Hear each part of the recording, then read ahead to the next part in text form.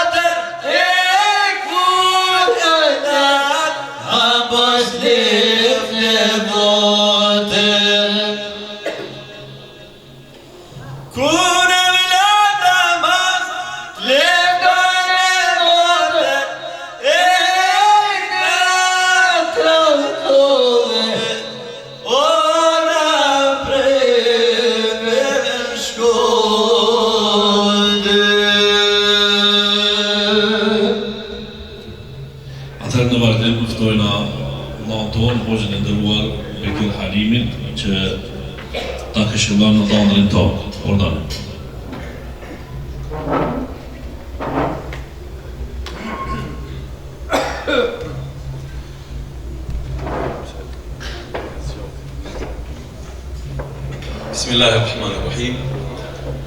Allahun e falënderojmë, lavdat dhe bekimit dhe bekimet më të mirit njerëzimit ja dërgoj. Pastaj ja bëm për hajër darsimin në koqirit të kësaj darsime dhe dhëndrit vullnetit, duke lutur Allahun e madhreshëm që t'u jap bereqet në këtë hap të rëndësishëm të jetës, të lëshon bereqetin e tij me këtë çift të ri bashkëtorë. Allahu t'i mbulon me mirësit dhe bekimet e veta, t'u jep mirëkuptim, rahati, dashuri, komoditet, mirëqenje, bollëk dhe këtë të mira Allahu t'i kurorëzon në dhurijet dhe pasardhës të khejrit. Gjithashtu është vizë rasti që të falënderoj të gjithë pjesëmarrësit në këtë dasëm, duke lutur Allahun e madhëshëm të shpërblen ata me shpërblimit e tia të mëdha dhe të shumta. Ne si musliman, falë Zotit, i kemi udhëzimet e të madhit Allah, të cilat na ndihmojnë që të gjitha hapat e rëndësishme të jetës sonë si duhet veprojnë, dhe cili është veprimi më i saktë dhe më i mirë, i cili na sjell sukses dhe bereqet në këtë jetë. Dhe martesa është njëra prej këtyre udhëzimeve.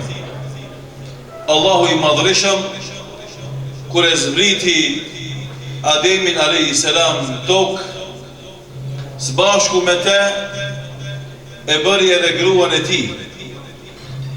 Dhe ato të dytë së bashku e bëjnë një tërësi, e plotësojnë njëri tjetrin. Dhe kur e komentojnë dietarët hadithin e pejgamberit sallallahu alaihi wasallam se gruaja është krijuar nga briri i Ademit, i burrit, thënë nuk është e rastësishme që gruaja të jetë nga briri, nuk ishte nga kama as nga koka. Pse? Sepse në këtë formë ata në mënyrë të barabartë e plotësojnë njëri tjetrin. Dhe kështu neve Kur'ani fisnik dhe suneti pejgamberit sallallahu alaihi wasallam na mëson që burri dhe gruaja ta plotësojnë njëri tjetrin. Dhe ata dy së bashku ta ndërtojnë familjen. Dhe ata dy në ndërtimin e familjes t'i ndajnë detyrat dhe përgjegjësitë. Dhe pastaj secili të merr përsipër përgjegjësitë e dështimeve Zoti mos e bof nëse ka, dhe të merë lavdet e suksesit, Allahu i shtoft ato në familjet tonë. Andaj, të rive pejgamberi sallallahu alaihi wasallam, të rive që futen në jetën bashkëtorë, u ka dhënë porosi, që dytë edhe dhëndri edhe nusja, nëse i respektojnë këtë porosi, ajo jetë do të ketë rahati dhe qetësi. Thot pejgamberi sallallahu alaihi wasallam duke i drejtuar dhëndrit, khairukum khairukum li ahlihi wa ana khairukum li ahli. Më i miri për jush është ai që më së miri i sillet me gruan e vet. Dhe unë silem më së miri me gruan time. Historitë dhe ndodhit e ndryshme nga jeta e pejgamberit sallallahu alaihi wasallam në fushën e jetës bashkëqortore janë treguesi më i madh i zemërgjërësisë dhe butësisë së pejgamberit sallallahu alaihi wasallam. Jeta bashkëqortore nuk do të thotë që çdo herë të ketë mirë kuptim dhe të gjithë do të pajtohen me vendime që i merr burri apo gruaja në raste të caktuara. Shpesh ndodh që burri i dhrohet me vendimet apo fjalët apo veprimet e gruas dhe e kundërt. Dhe kjo është normale jetën bashkëqortore. Ajo që është jo normale është që këto gabime të bëhen piknisja e hakmarrjes së njërit për tjetrin. Të besimtarët gabimet e ndodhura falen dhe kërkohet zgjidhje për te kalimin e tyre. Andaj edhe Muhamedi sallallahu alaihi wasallam që është bashkëshorti më i mirë në historinë e njerëzimit, kishte momente kur gratë e tij hidhroheshin me të. Dhe tregon Muhamedi sallallahu alaihi wasallam vet i drejtohet gruas së tij Aishës radhiyallahu anha, të cilën e ka dashur mas shumë të briketve, dhe i ka thonë oj Aisha, unë e di kur ti e kënaqur me mu dhe kur ti e hidhruar në mua.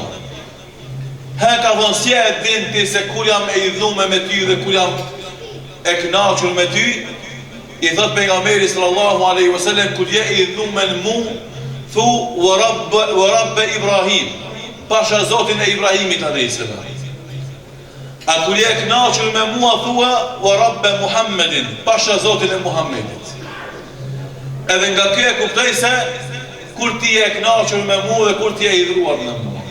Që tregon se edhe në jetën e tyre që është një prej mostrave më të mira të jetës bashkëqortore ka pas momente kur ka pas pak kënaqësi sepse është e zakonshme e natyrshme njerëzit jo çdo herë të pajtohen.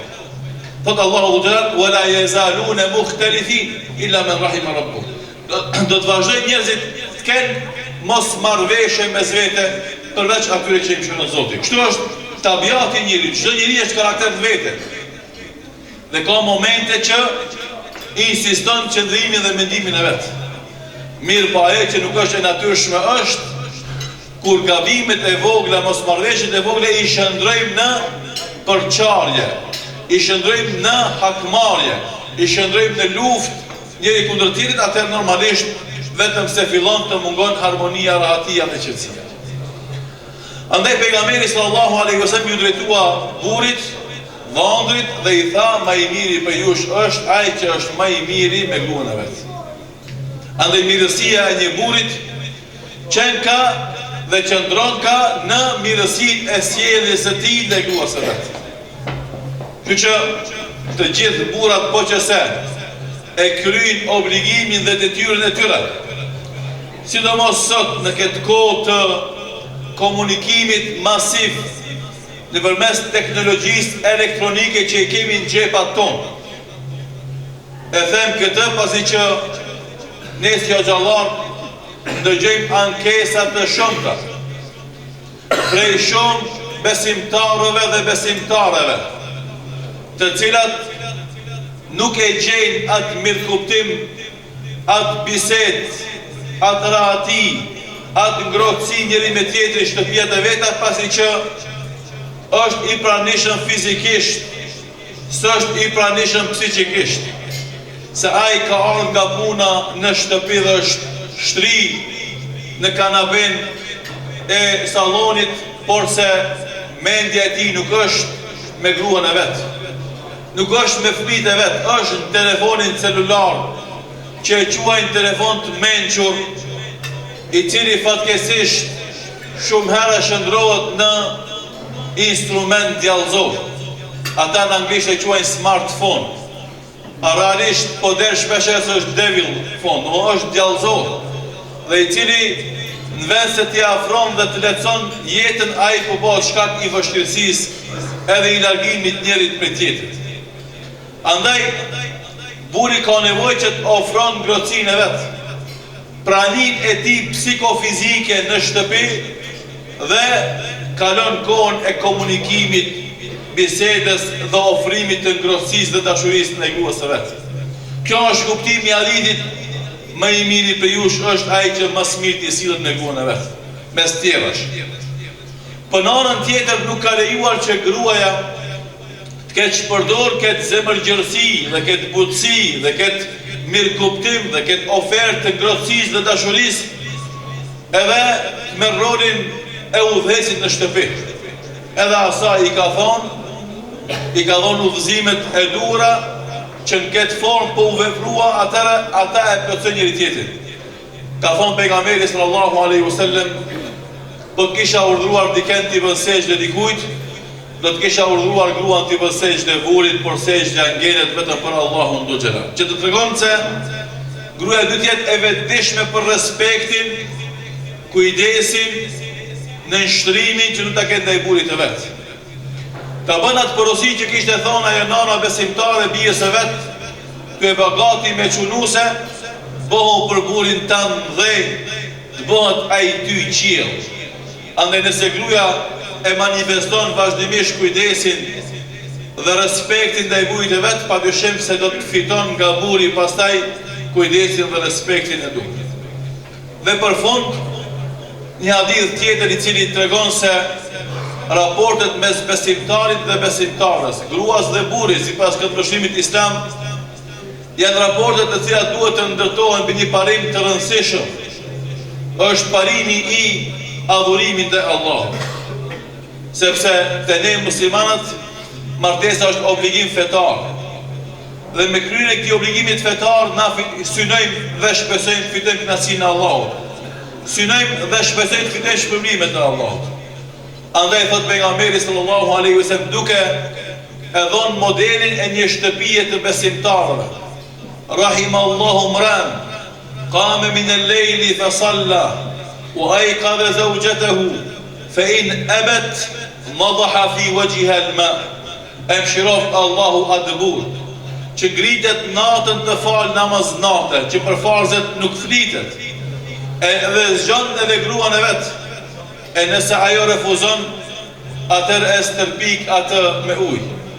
Që tjetë një veprim për adhurim, po edhe një hapësirë për një lloj romantike me zburit dhe gruas së vet. Po edhe nanën tjetër, thot pejgamberi sallallahu alaihi wasallam, Allahu e mëshiroft atë grua e cila qohet natën me fal namaz natë, dhe zgjon bujën e vet, e nëse ai refuzon, e stërpik atë me ujë.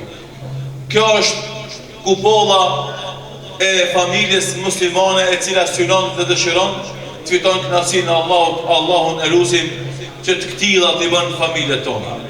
Edhe një lutim Allahun e madhëshëm që këtë çift të ri bashkëtorë Allahu ta mbulon me rahmetin e tij, ta kaplon me bekimet dhe bereqetet e tija, ta dy familje Allahu t'u jep muhabet, mirëkuptim dhe inshallah taala i kurorëzon me dhurjet dhe pasardhës të xherit. Zoti i rujt nga syri i keq, Zoti ju shpëret për vëmendjen. Wassalamu alaikum wa rahmatullahi wa barakatuh. Wa alaikum salam wa rahmatullahi wa barakatuh. E falenderojna hoxhin e nderuar me kërhanimin për të këshillat të bukura të mira. Atë në vazhdojna me një ilahi të interpretuar prej vllaut ton Adem Ramadanit dhe Hafiz Xhemalit. Unë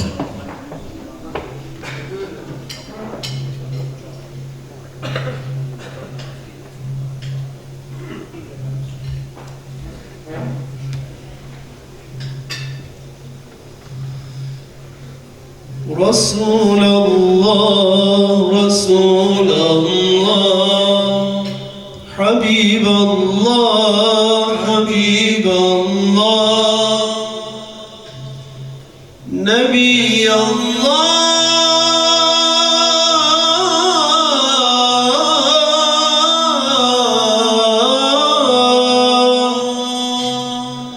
شفيع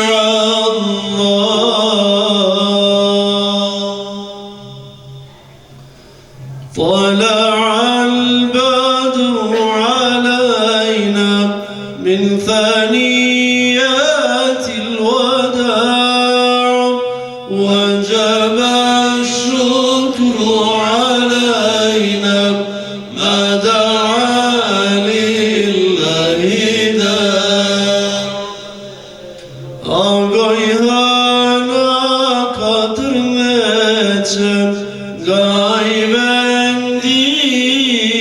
mirësis, sa të gëzuar po të presin, falemderit Perëndis. Anta shamsun, anta badrun, anta nurun ala nur, anta misbahu thuraya, ya habibi ya rasul. طلع البدر علينا من ثنيات الوداع وجب الشكر علينا ما دعا لله داع. طلع البدر علينا من ثنيات الوداع وجاء